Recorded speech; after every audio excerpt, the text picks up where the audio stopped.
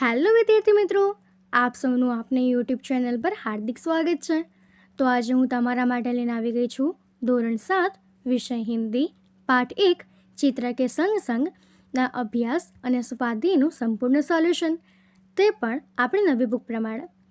તે પહેલાં તમે જો આપણી ચેનલને લાઇક શેર અને સબસ્ક્રાઈબ ન કરી હોય તો તે જરૂરથી કરી દેજો. તો ચાલો આપણે આ તમામ પ્રશ્નોના ઉત્તરોની સમજૂતી મેળવીએ.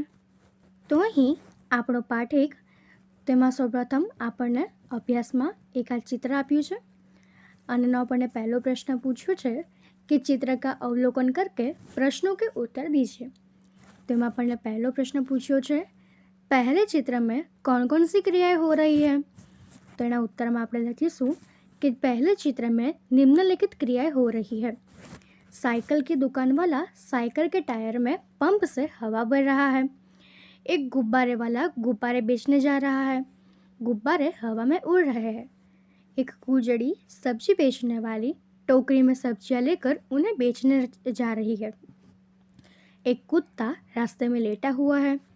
दुकान के डंडे पर तोता बैठा है. सड़क पर एक व्यक्ति बाइक पर बैठकर जा रहा है. बाइक के पीछे एक रिक्शा जा रही है. रिक्शे में एक यात्री बैठा है. रिक्शे के पीछे 2 कार है. सड़क पर एक मोची अपने सामान के साथ बैठा है और शायद ग्राहक राह देख रहा था. तो હવે એના પછીનો પ્રશ્ન બીજો છે, गुब्बारे हवा में क्यों उड़ रहे हैं. तो એનો ઉત્તર થશે, गुब्बारे हवा में उड़ रहे हैं क्योंकि उनमें गैस भरी हुई है. तो એના પછીનો ત્રીજો પ્રશ્ન છે, ट्यूब में हवा कब और क्यों भरी जाती है. तो એનો ઉત્તર થશે, जब ट्यूब में हवा कम हो जाती है या बिल्कुल नहीं रहती तब उनमें हवा भरी जाती है. ट्यूब में हवा भरने से टायर कड़ा मतलब कि ठोस बनता है. टायर कड़ा होने पर ही साइकिल ठीक से चलती है.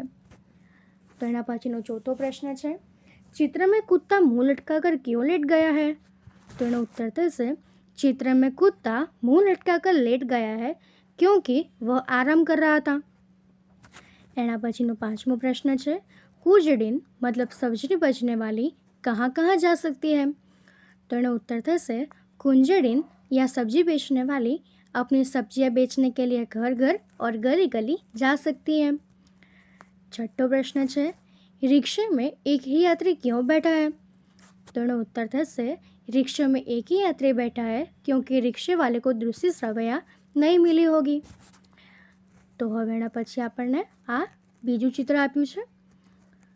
તો એના પરથી આપણને પ્રશ્ન 2 આપ્યું છે कि चित्र का अवलोकन करके प्रश्नों के उत्तर दीजिए. तो એમાં આપણને પહેલો પ્રશ્ન પૂછ્યો છે, टायर फटने पर क्या क्या हुआ. तो એનો उत्तर થશે, टायर फटने पर टायर में हवा भरने वाला आदमी गिर पड़ा. कुजड़िन के सिर पर से टोकरी गिर गई और सब्जियां जमीन पर बिखर गई. डंडे पर बैठा तोता उड़ने लगा. बंधे हुए गुब्बारे छुटकर यहाँ वहाँ उड़ने लगे. मोची का सामान इधर उधर बिखर गया और लेटा हुआ कुत्ता उठकर भागने लगा. एना પછી હવે આપણો બીજો પ્રશ્ન છે, टायर के अलावा फटने वाली अन्य चीज़ों के नाम बताइए. तो એનો उत्तर થશે, टायर के अलावा अन्य फटने वाली चीज़ें गुब्बारा, फुटबॉल, बास्केटबॉल, तकिया, मूनवॉकर आदि. तो એના પછીનો ત્રીજો પ્રશ્ન છે, रिक्शे वाला बाइक से क्यों टकराया. तो એનો उत्तर થશે, रिक्शे वाला गलत ढंग से रास्ता बदल रहा था इसलिए रिक्शे वाला बाइक से टकराया. एना पछीनो चौथो प्रश्न है, टायर फटने का प्रभाव किन किन पर नहीं पड़ा. तो એનો उत्तर થશે, टायर फटने का प्रभाव रिक्शा, कार और मकानों पर नहीं पड़ा. पांचमो प्रश्न है, मोची क्यों रास्ते पर आ गया. तो એનો उत्तर થશે, टायर फटने की आवाज़ से डर कर मोची रास्ते पर आ गया. तो હવે એના પછીનો આપણો પ્રશ્ન 3 છે, टायर फटने की घटना के संदर्भ में आपने चर्चा की. आप भी ऐसे किसी आंख देखी घटना के बारे में बताइए. तो હું यहाँ लखीश, पिछले साल मैं अपनी मौसी के यहाँ गया था. एक बार मौसा जी अनाज की बोरियां ट्रक से बाहर लेकर जा रहे थे. उस समय मैं भी उनके साथ ट्रक में बैठा था. रास्ता पहाड़ी था. अचानक जोर की आवाज़ आई और ट्रक एक और खड़ा लुढ़क गया. मैं बुरी तरह डर गया. मौसा जी ने कहा, घबराने की कोई बात नहीं है, आगे का एक टायर फट गया है, शायद कोई नुकीला पत्थर उसके नीचे आ गया होगा। ट्रक का टायर इतनी जोर से फटा कि जिस रस्सी से बोरियां बांधी थी वह ढीली हो गई थी, इसलिए कुछ बोरियां नीचे सरक आई थी। यदि ट्रक थोड़ा और आगे चलता तो ये बोरियां नीचे गिर जाती। उस घटना से नुकसान तो कुछ नहीं हुआ, लेकिन उसकी याद आज भी मुझे डरा देती है। તો તમે પણ આવો કોઈ તમારો ઘટના હોય એ તમે લખી શકો છો. તો હવે એના પછી આપણા સ્વાધ્યાયનો પહેલો પ્રશ્ન છે कि चित्र देखकर प्रश्नों के उत्तर लिखें. तो यहाँ આપણને પહેલો પ્રશ્ન પૂછ્યો છે, रबर से बनी हुई चीज़ों के नाम लिखिए.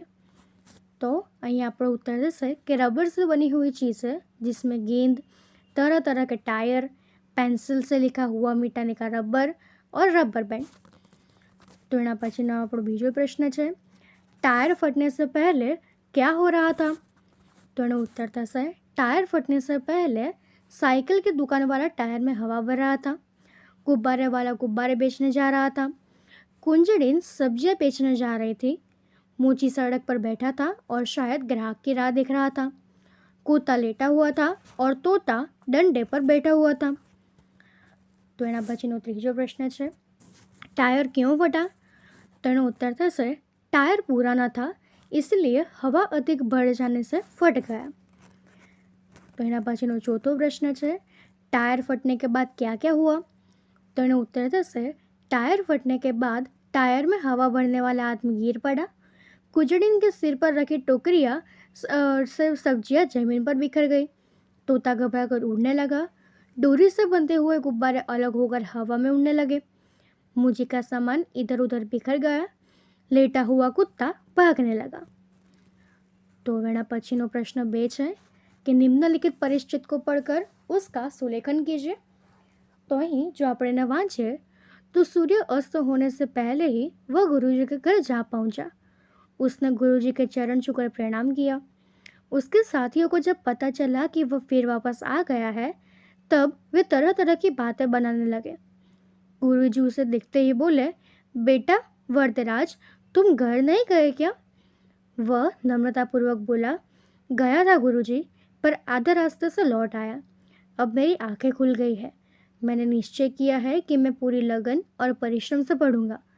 आज से आपको कुछ भी कहने का अवसर नहीं दूंगा. तो તમે હવે એને સ્વચ્છ અક્ષરે લખશો. तो હવે એના પછીનો આપણો પ્રશ્ન 3 છે કે चित्र को देखकर दोनों में क्या क्या अंतर है ढूंढ कर बताइए. તો તમે આના પરનું જે અંતર છે એ તમે શોધીને લખી શકો છો. તો આપણે એમાં જોઈ શકીએ છીએ કે સૌપ્રથમ જે આ ઝાડ છે એ ઝાડમાં અંતર છે, ત્યારબાદ આ માછલી છે તેની ડિઝાઇનમાં પણ ફેરફાર છે, ત્યારબાદ આ કમળ છે એના પાનમાં પણ ફેરફાર છે, ત્યારબાદ આ વમળમાં ફેરફાર છે, ત્યારબાદ જે આ લાલ રંગની માછલી છે તેમાં પણ ફેરફાર છે, ત્યારબાદ આ જે ઝાડ છે એના કલરમાં પણ ફેરફાર છે. તો તમે આ રીતે એને શોધી શકો છો અને લખી શકો છો. તો અહીં આપણા તમામ પ્રશ્નો પૂર્ણ થાય છે. જો આમાં તમને કોઈ પણ ડાઉટ હોય તો તમે કોમેન્ટ સેક્શનમાં જરૂરથી જણાવી શકો છો અને આપણી ચેનલને લાઇક, શેર અને સબસ્ક્રાઈબ જરૂરથી કરી દેજો. Thank you.